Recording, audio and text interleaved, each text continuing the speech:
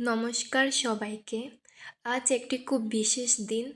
আমাদের বাড়িতে আজ বিপদনাশিনী মায়ের পূজা ছিল। সকাল সকাল স্নান সেরে পূজার আয়োজন শুরু করে দিলাম।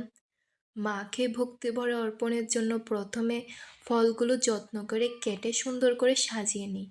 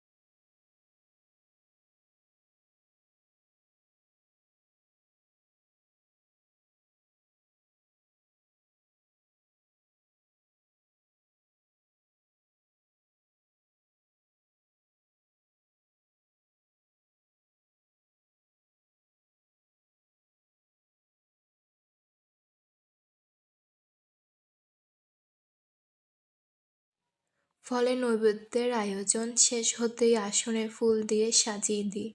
নিষ্ঠাভাবে তৈরি করা ভোগ এবং অন্যান্য পূজার সামগ্রী, ধূপ, প্রদীপ, চন্দন ও তুলসী পাতা বিভিন্ন সব কিছু গুছিয়ে নিলাম। এরপর এলেন আমাদের পূজারী বার্মণ। তার নিষ্ঠা ও আন্তরিকতায় পূজাটি যেন আরও প্রাণবন্ত হয়ে উঠল। তিনি অত্যন্ত সুন্দরভাবে মায়ের পূজা সম্পন্ন করলেন। মা বিপদনাশিনী যেন সকল বিপদ থেকে আমাদের রক্ষা করেন এবং পরিবারের সকল সুখ শান্তি বজায় রাখেন। জয় মা বিপদনাশিনী।